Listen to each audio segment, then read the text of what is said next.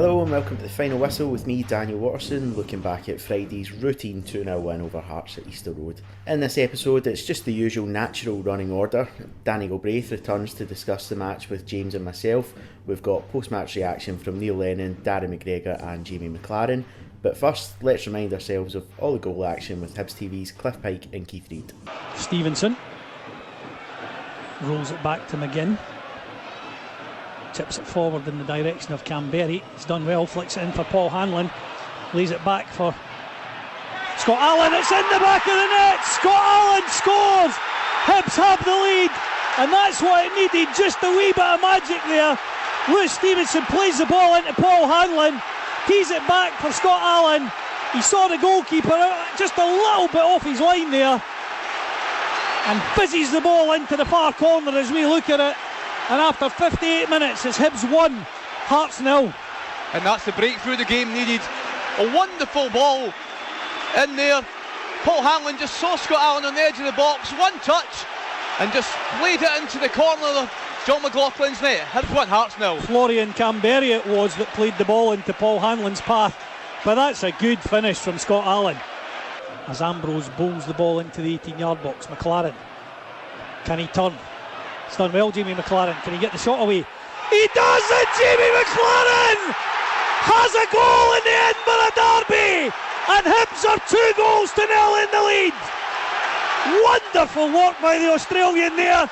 He dug the ball out from under his feet, slots it with the left foot into the same corner as Scott Allen did. And with 79 minutes on the clock, it's Hibs 2, Hearts 0. Right, here we are, main stand, Easter Road.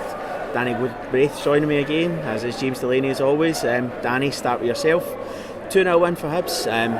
Comfortable 2-0 win for Hibs. That's exactly the word I used in commentary there. You say a derby is never comfortable, but it's as comfortable a derby as I can remember. You know, we just spoke before coming live there that, you know, not a shot on target from Hearts, so, you know, it'd be very have to go back a long time to find a derby where that was the case. Yeah, it reminds me a few of the derbies when Alex McLeish was in charge. It looked very comfortable for Hibs. We never really looked at any point like we were going to, lose that game.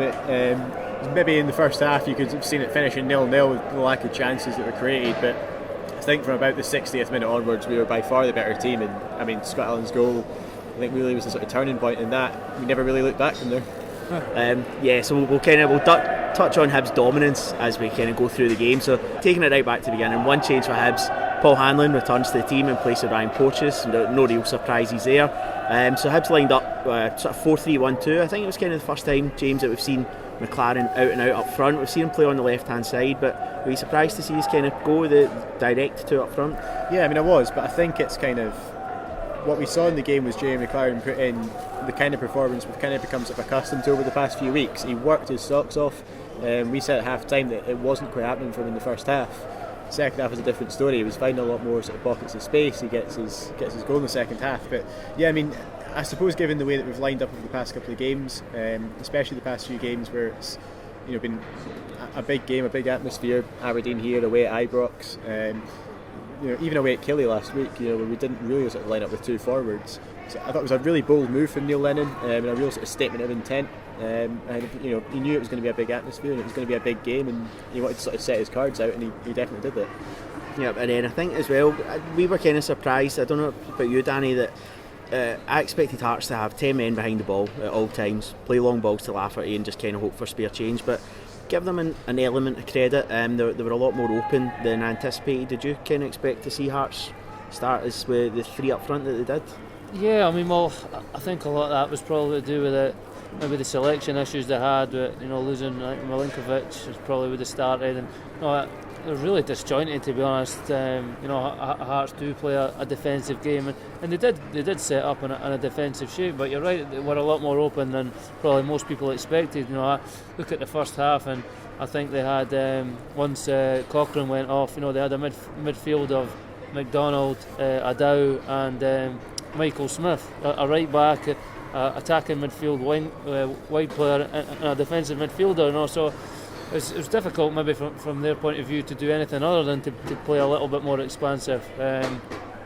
I was saying all along, Hibs just needed to not get sucked into the style of play where it was fouls and the game breaking down. Hibs are a good football team, and they just needed to show that. And they needed the goal. The goal calms everybody, and it makes Hearts have to change. It's very hard when Hearts set out the way they do generally to keep a clean sheet.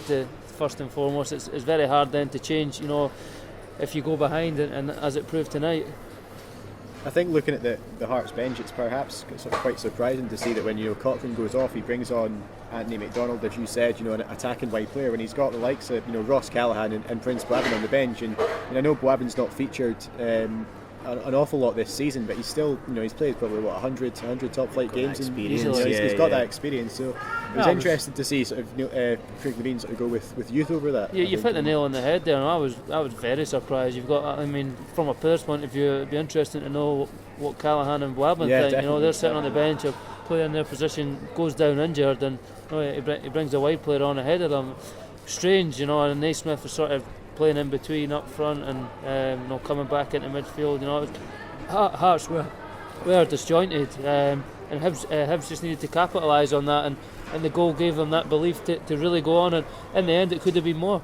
Yeah, well, I thought kind of the first 10-15 minutes up until Callaghan went off, it was it was kind of a typical derby affair, wasn't it? It was frantic, lots of fouls, the fans are screaming for yellow cards when near enough every foul. It's weird how in a derby you get fouls that in any other game it's a yellow card. Like sometimes Naismith pulls McGinn back, don't know how many, is it Godinho? He got away with about half a dozen, but it's just the way that derbies go, and the referees seem to have that little bit more patience to let things go. No, I mean you're right. I think the referees, whatever derby game, the first thing is try and keep your cards in your pocket if possible. Try and not book players early. But it gets to a point where you, like you say, you need to just say, that's a yellow card. If you go by a player and he pulls you back, that's a yellow card, whether it's the first minute or the last minute. And it was ironic that 2 minutes after half time, the first yellow card comes out and the whole stadium are up. So I think that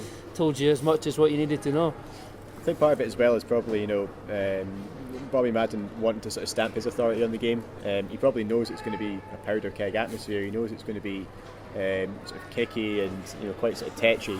I think if it's one of those things where you almost look at it and go, well, if he starts booking players right from the first whistle, both teams are going to end the game with like 7 men.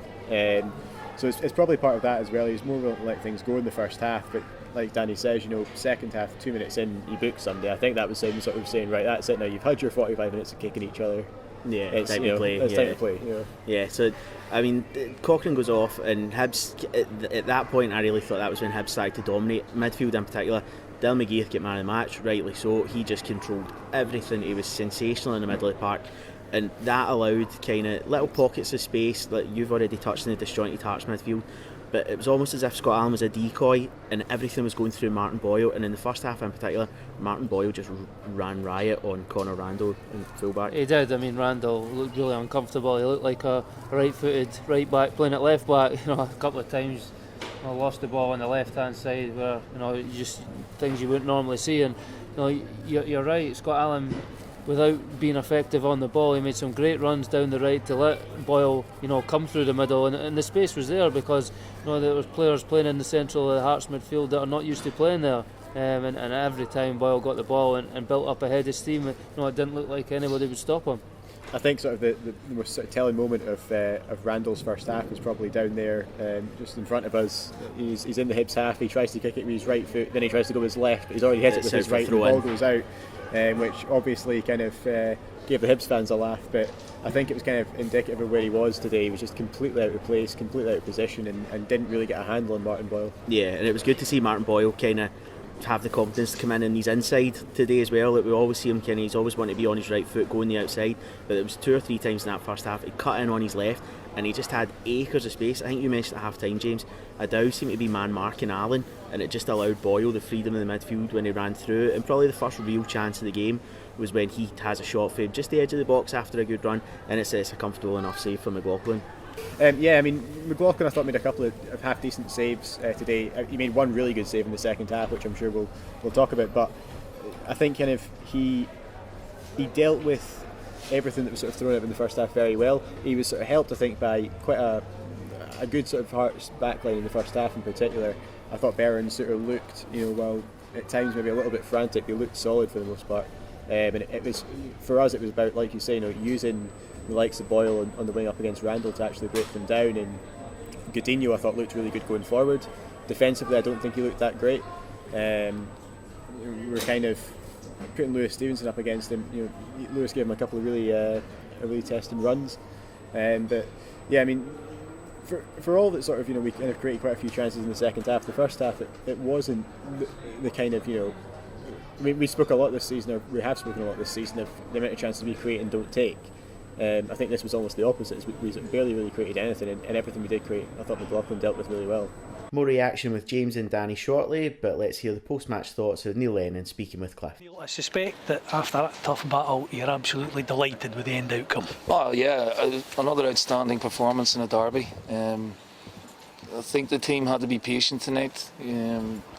Had to break down a difficult defence. So they showed plenty of patience and good temperament. And then real quality, strength as well. We looked really strong tonight and thoroughly deserved to win. It could have been 3 or 4. MacLaren, very unlucky not to get a second, but it was a great save from John McLaughlin. But no, it's a brilliant win in what was a very good derby. A tough battle in that first half. And what did you say to the guys at half-time?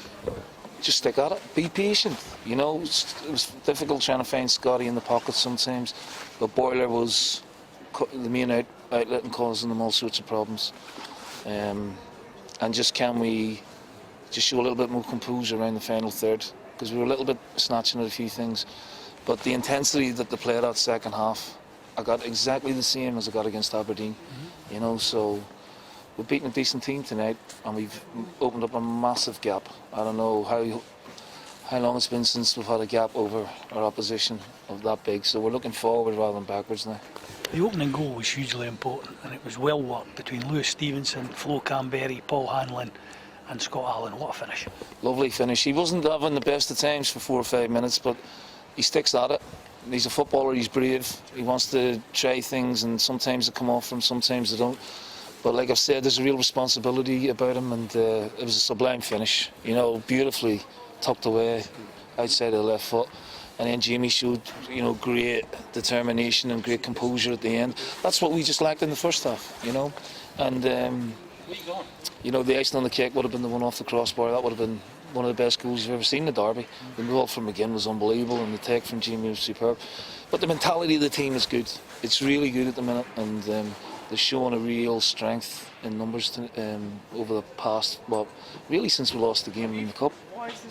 And we said there, Hearts are a tough team to play against. They're a hard side to play against, a big side to play against. But we've got guys out there that can mix it as well now. No, I don't think we get bullied anymore physically. I think, you look at our back three, you look at Florian, you look at John McGinn, you got Bartley in the mix, we've got a good goalkeeper. So we have got some big boys who can play, and we've got some little boys who can really play as well.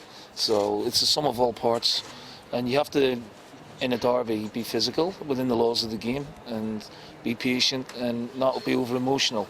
I thought we were really professional in that aspect tonight, Cliff. I thought it was a wonderful team performance, not just because the football isn't always free flowing, but the mentality of the team was there. They didn't get frustrated, they kept going, and in the end the game opened up and they got what they deserved. At the end of the day, as you say, it could have probably been more than 2. The second goal though was the key one that gave us a bit of breathing space. Good finish from Jamie. He had a lot of work to do there, but he managed to dig the ball out between 3 defenders and again finished it well. He's strong as an ox, and his work rate is fantastic, and it was a really good finish, So I'm delighted for him. I said to him I fancied to score tonight, and he did, because he missed one at Kilmarnock, he missed a couple here against Aberdeen. But he's a bit like Boiler. He's always getting in there. He sniffs out opportunities. But that was a brilliant individual goal. He had to work really hard and he earned it. And I think his overall game deserved that. And from your point of view, as you've always said, sometimes this club there's been a tendency to look at teams behind us. That's not the case now. We're looking at the teams above us. Well, we're a point off Aberdeen, although they're a good side. So are Rangers at the minute. But Rangers have Celtic, and we have a game in hand on Rangers. So all we're doing is giving ourselves a right good chance, and we're still in and around it, and that's all I can ask. It's going to be a lot of good football to come. It's going to be exciting. But the crowds we're getting at the minute are amazing. The atmosphere was incredible, and the players just thrive on that. If the team plays the style that they played tonight, that's why the crowds are coming back to watch it. You've always said you want a team that plays good football. You've got that. Yeah, and they have to win. We have to change that as well. There's no point in being a nice footballing team and not win. So again, you can see the balance of the physical side of it, the football side of it, and the winning mentality that we've got. We're on a really good run. I think that's gone really under the radar. So I hope it keeps going that way. And you'll enjoy a bottle of red wine this weekend? I have a couple. Cheers. So yeah, that kind of takes us up to half time. It was half a few chances. So I mean, second half starts. It's kind of much of the muchness. It's frantic. There's fouls. Smith picks up the yellow card, and then it's after about the hour mark.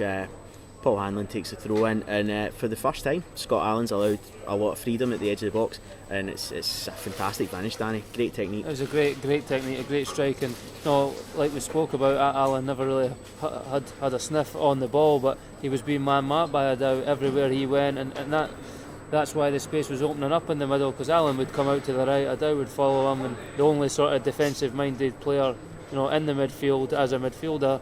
And the one time when he found a bit of space, that's the difference. If you're going to play in that sort of number 10 position, you need to have an effect on the game, whether that's creating a chance or picking up a goal yourself. And while Allen was overall quiet today, at one point he was the match winner until the gloss was put on it with MacLaren's goal.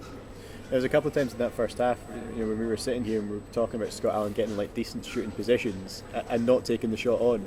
And he maybe tries to pick a pass, and I think that's one of the things where he maybe doesn't quite score as many goals as he should.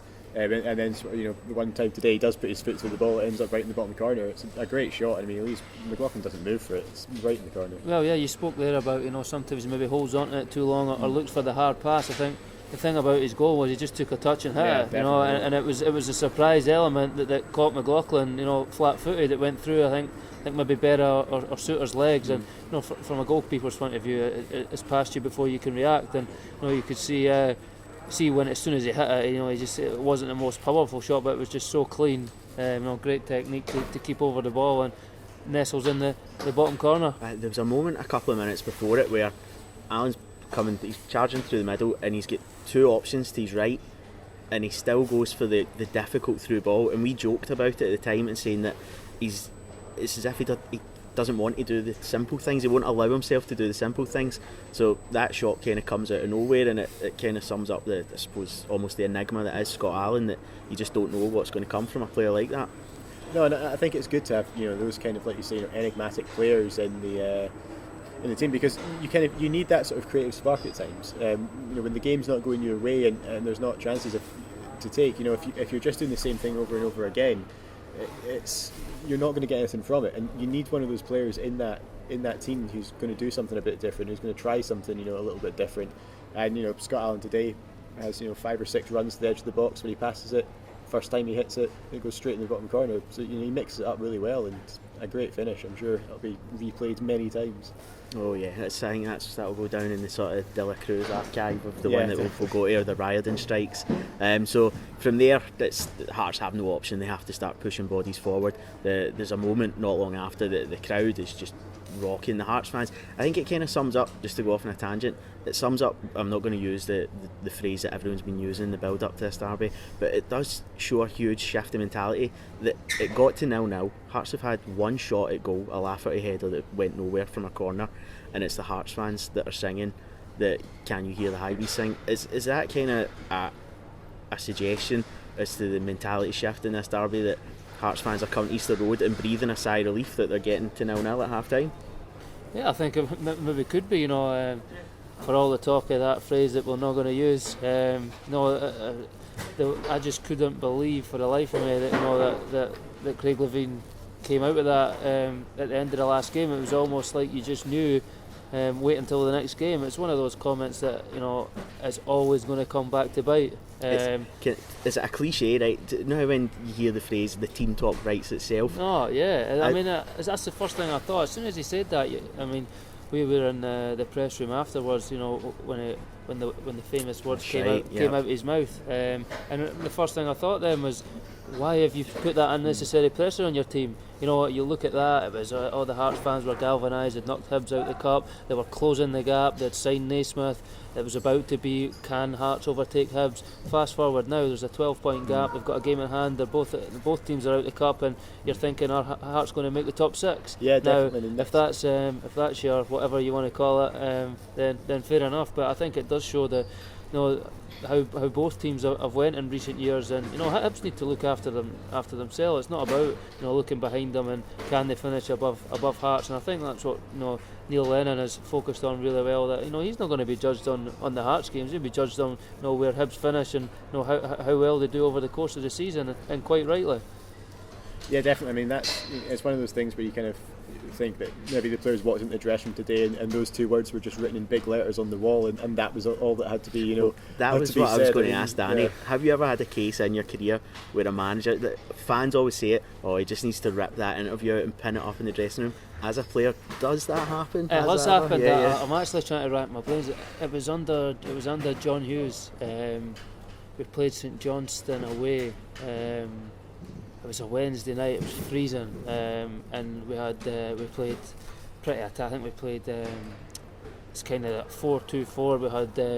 We had Stokes, Riordan, Benji, and Zamama all playing, and we got beat 5-1. And it was, you know, it was one of those nights where, you know, just nothing came off. But you know, in the press the next day, it was they're soft, and they have sort of can't come to a place on a cold night and roll up their sleeves. And the next time we played them, you know, that was there. I can't remember the score. I know we won. Whether that had anything to do with it or not, but it does. I mean, especially in a Hearts Hibs game as well, you don't need anything to build the atmosphere. So you could see Neil Lennon down there, the relief he felt as well. You know, he'll not come out with something in response because he'll be satisfied. You know, and you could tell it hurt him the last time. You know, kept having to answer questions and, you know, almost justify himself over something that, you know, he obviously doesn't believe. I mean, what does it mean? Neil Lennon, that was his first derby he'd lost. So to him, you know, that's not the norm. This is the norm. What's happened tonight. So I think everybody knows it was a bit of a ridiculous comment, and I think the banner at the end has probably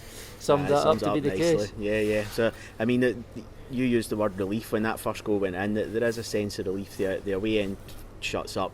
The home ends are the ones that are singing, and but probably didn't feel it at the time, but if you watched it back now, you would see that Hibs probably ran out really comfortable winners after that first goal went in. It was only a couple of minutes after we scored. John McGinn plays a phenomenal ball over the top, catches Bear out cold. MacLaren, great first touch, and it's a great effort, and to be fair to McLaughlin, it's some save to stop it. No, so that is a world-class save. You know, he caught it so sweetly. You know, just as the ball sort of bobbled, he caught it on his laces, and it was dipping in. You know, there was absolutely no doubt about that. And he's got the slightest of hands to divert it onto the bar. You know, it was an exceptional save. But you know, that showed the game opening up. Hibs had got the lead, and you know, the likes of MacLaren, they need the space to run in behind. In the first half, when it's 0-0, you don't have that space. As soon as Hibs went one goal up, all of a sudden one long ball and it's 1-on-1 against Berra, and that's when he came into his element. You know, MacLaren worked his socks off without getting anything to show for it, and you know, thankfully for him in the second half, you know, he did.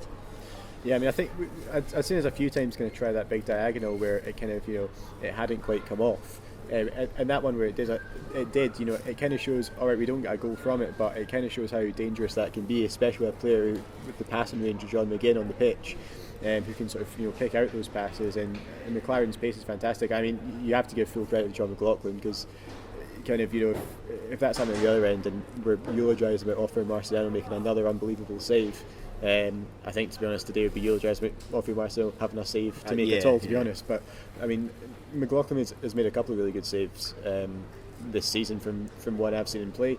I know he's been sort of talked about as a potential Scotland call-up when Alex McLeish names his squad on Monday, and I think sort of on the evidence tonight, you know, he's probably very worthy of that. It's a really good save, and you know, full credit to him. And you know, luckily for us, Jeremy McLaren not denied for too long after that. Well, that's it. I mean, it's not long after that we bring Marvin Bartley on, and with the introduction of Bartley, Hearts are completely bereft of ideas. Hearts as an attacking force just stops, and it's Jamie MacLaren. I mean, we said at half time he was maybe struggling to impose himself up against Berra and Suter. he's had that effort, but I mean, you can't fault his tenacity and his heart. He never gives up. And I mean, it looked like that chance was gone 3 or 4 times, and he eventually gets a shot away. It's an incredible goal. It was it's persistence. It kept going. Things were maybe bouncing off him, and the service he was getting, wasn't great. But he stuck to his task. He never let his head get down, and that was summed up just by watching the goal. Like you said, it looked like once, twice, it was maybe the chance had gone, but he managed to find that bit of space. The only chance he had inside the box, and a brilliant reverse finish through the defender's legs. Again, the goalkeeper no chance. Yeah, he's standing still again, McLaughlin, and it is right in the corner. And it's like Danny says, great persistence. I mean, MacLaren, I think what he does do very well is he does fight for everything. He chases every loose ball, and you can see him every time he comes off the pitch. He looks like he's going to crawl off it because he's so knackered. But I mean, that was just sort of it was completely justified for his performance. I mean, he absolutely deserved that. You kind of thought, when McLaughlin makes that save, is he going to get the goal? And he does in the end. And I mean, you can see how much he enjoyed it and how much he deserved it as well. I think it's maybe a little bit extra, given that it was supposed to be a two-way battle to sign him in the first place. Of course, so, I've thought of that. Maybe that'll make the Hearts fans even more sick as they go home tonight. Now, in a podcast exclusive, here's Darren McGregor speaking with Hibs TV post-match. Darren, another Edinburgh Derby victory, natural order restored. Tremendous, honestly. Cliffsy coming into this game, there was obviously a lot going on, off-field antics and whatnot, but we just concentrated on the game. A lot of things were said. To me, it was a lot of hot air, and you do your talking on the park. And today, I thought we'd done that. I think it was tremendous from start to finish. I think every single person that played today was outstanding, and we thoroughly deserved our 2-0 victory. I think Craig Levine admitted that he had been trying to get under our skin with some of his pre-match comments, but you're right, professionalism and playing football won out in the end. Yeah, for me, all that does is stokes the flames within us, makes us more motivated. It turns the crowd up a notch as well and makes them more motivated, so it all sort of goes against them. And as I say, for me, we do our talking on the pitch. 12 points clear now with a game in hand, so for us, we're content with that, and we move on, and St Johnstone now becomes the next match. From your own point of view, you had a good old battle with Kyle Lafferty, good old centre half against typical centre forward, type of game you enjoy playing in? Enjoy it. I mean, the big man's obviously, he's got a bit of quality, he's an internationalist, he's played in European Championships and whatnot, so you're definitely not got to get your own way for the 90 minutes, but I think every time we've came up against him, me, Paul and Effie, we've handled him and Naismith very well. Again today, I can't remember Ophir having too much to do, apart from the one he shouted goalkeepers, and I've left it and he's palmed it on my back, which I probably should have headed it in hindsight, but I think that was maybe their only real chance, and in the game we felt comfortable. And as I say, when you've got a triangle in front of you like Dylan, John and Scotty Allen, you just give them the ball and they break forward, and that eases the pressure tremendously on ourselves. The manager made the comment that we're no longer getting bullied. We've got some big lads out there that can look after themselves, but we've got some wee lads that can look after themselves as well. That's it. I think everybody, from front to back, there's a solidity there, and as I've said time and time again, I think these games in the past, it's been Hearts have been the one that have out-muscled Hibs, and we've been the good footballing side. But for me, if you want to play football, we can play football. If you want to roll the sleeves up and dig in, we can do the same. So it makes us a very sort of formidable team, and that's been proven. I think last few games we've had some tremendous results. Home to Aberdeen, away at Ibrox, home here against Hearts. So I think it's just up and up. And as I say, 4th is the benchmark now. If we can climb a wee bit higher, that'd be great. Nothing each at half time. There might have been a wee bit of frustration set in, and it could have knocked us off our game plan, but we kept playing football the right way, and we got the rewards in the second half. This is it, kept on believing. As I say, I think Paulie done, for playing left centre half, he done tremendous to get in the area, his appetite to win the ball, and then Scotty Allen, obviously left foot half volley, he's got that in the locker. But when you deal with quality and Jamie McLaren's appetite to keep going with that ball, he created potentially a goal out of nothing. So again, it just shows you the strength and depth that we've got. We've got Whittaker coming on, Marvin Bartley coming on, Danny's coming on as well, so that there's plenty of quality on the bench as well. I think Jamie did very well with his goal. He had a lot of work to do there. He had 3 maroon shirts around him, but he managed to dig it out and find a gap to stick it in the corner, and that will not do his confidence any harm. I think these two guys have added tremendously well to the squad. I mean, sometimes you can get signings in January where they're a bit a hit or a miss, but I think between him and Flo, although Flo never probably got the goal he deserved today, I thought his work rate and his appetite to hold the ball in and bring us in a place. Sometimes as a fan that can get missed, but for me as a defender, I know how hard it is to play against somebody of his stature that's constantly wanting to come, hold the ball, protect it, and allow others to play. So I think the 2 acquisitions have helped us massively. I think it definitely helps. You've got 2 strikers that run the channels and they play off the shoulder of the last defender. As you know yourself as a defender, if you've got a striker playing right on you, you can make mistakes. Definitely, and I think Jamie's a great foil for him as well, because Jamie wants to run the channels, he wants to run in behind, whereas Flo naturally would maybe prefer to come to the ball and knock things on, and so he can deal with scraps and stuff. So it's a great match to get two strikers in that match so quickly. It's great for the team dynamic, and as I say, they're a big reason why we're doing well at the minute. The run we're on at the moment, the confidence must be really high amongst the lads. A point behind Aberdeen. Can we finish higher than 4th?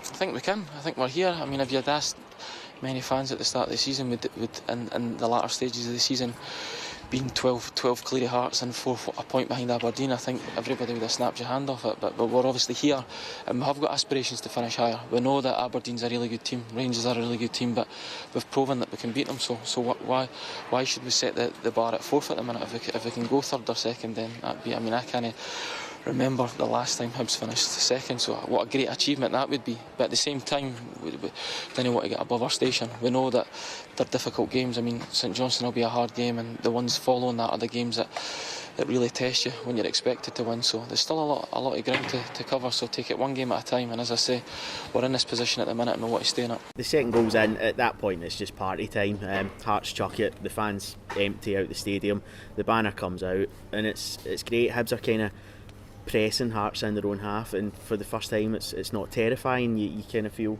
confident. There's no more chances created. We see the game out, and I'm sure the message from Neil Lennon now will just be that, all right, that should be Hearts seen off the season. Let's focus on Aberdeen. We're now within, I want to say, 2 points to Aberdeen. A point to Aberdeen.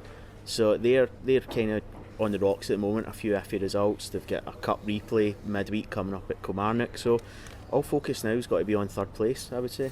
Yeah, I mean, it's the whole thing again, about sort of looking up, not down, and we've earned that right to be looking up now. When there maybe were, a few questions over sort of that kind of sort of wobble we had in November, December time, and then losing the derby in the cup.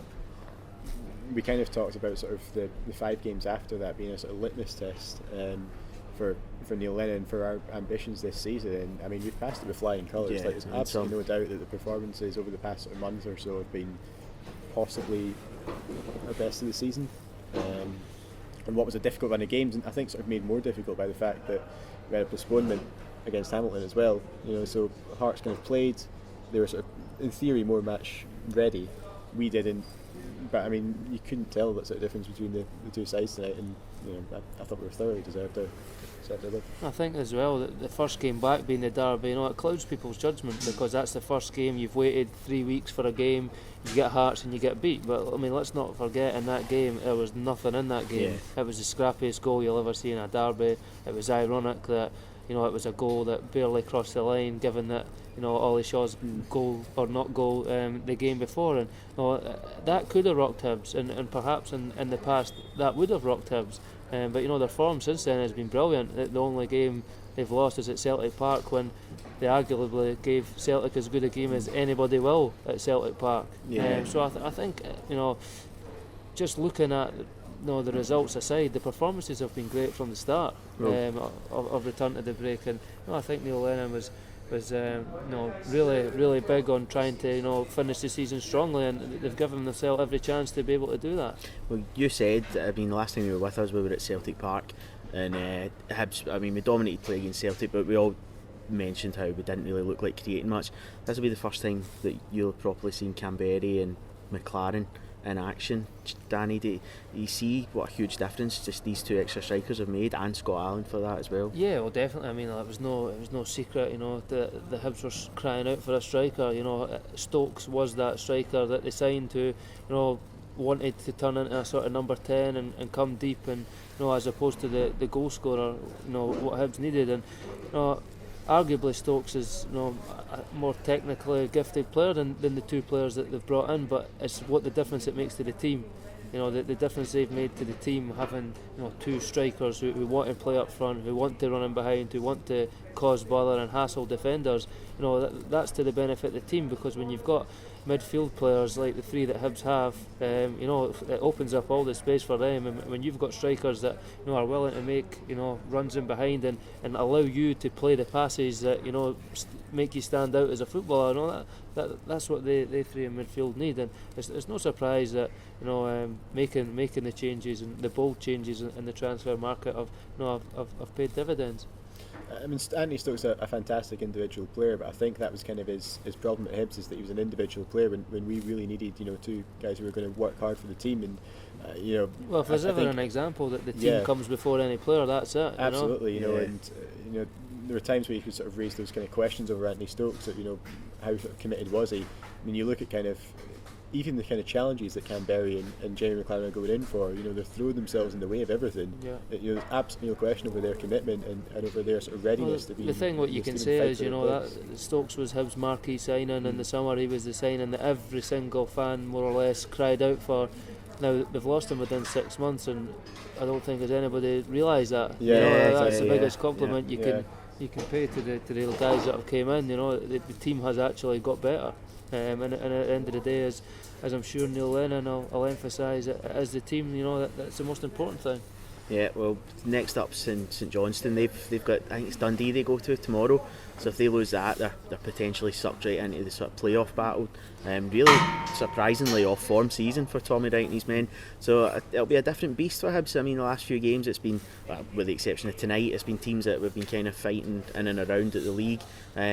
Whereas this one would be expected to go and dominate play away from home, and it'll be, I don't know, a welcome change of scenery almost. Well, I think it's kind of goes back to what Danny was saying earlier on about can they turn up and do it on a cold, this time Friday night. Yeah.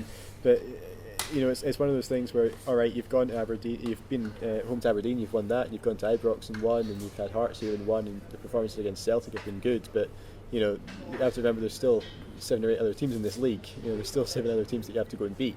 And over the next sort of, I think we've got 5 games until the split or something like that. 4 or 5 games, something like that. Are all against teams who are in the bottom half. So it's still, you still have to kind of turn up and put in a performance, and regardless of who the opposition is. Yeah, I think it will be a big test, because I don't think Hibs fear playing the better sides in the league. Because I think.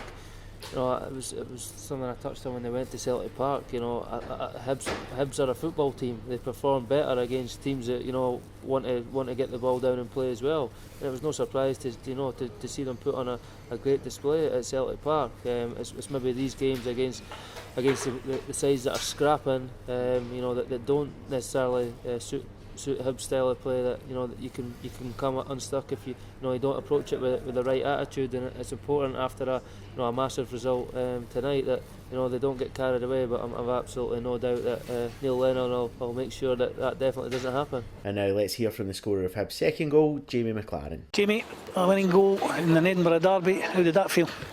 Hard to put into words. I thought first half we were a bit patient in a way, and second half came out like we did against Aberdeen, and thought I was a bit unlucky. The keeper made a great save, and then Scotty with his fantastic finish, and then with my finish I knew where to put it, and it was great to celebrate in front of the fans. And that's the kind of goal that we were told that you're sort of noted for. You had 3 defenders round about you there. You've done well to dig it out and find that gap in the corner.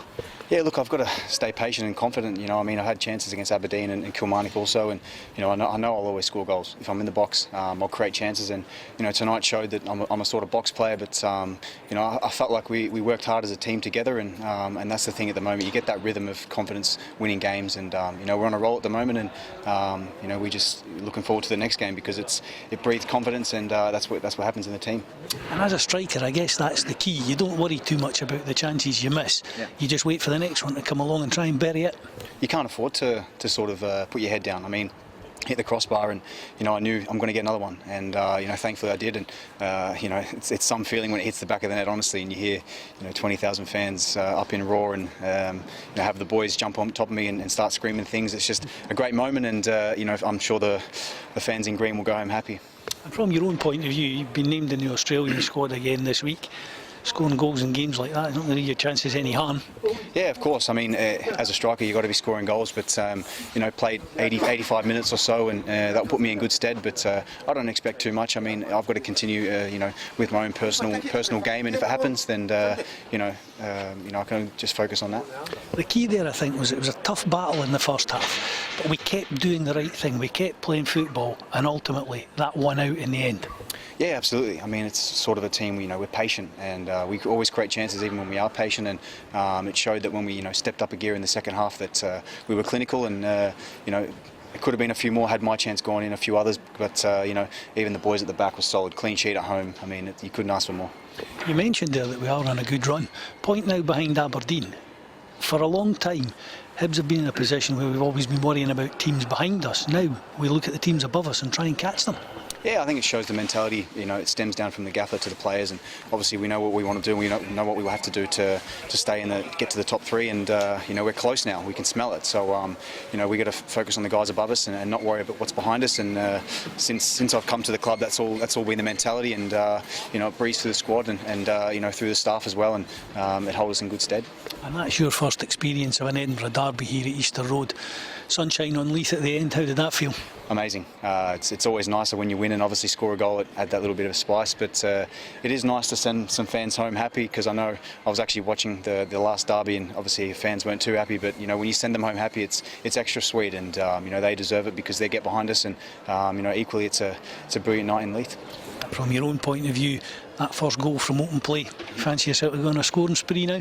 Yeah, absolutely. I mean, it's one of those ones I'll know no matter what. If I'm playing from the start, I'll always create chances, and sometimes as a striker it only takes one, in play to get that confidence. You get that monkey off your back, and the Rangers was a penalty, but a goal's a goal for me in my mind, and I'll just kick on from now. So that'll do us for this week's episode. Subscribe now to Radio Hibs through SoundCloud or iTunes to ensure you never miss a show.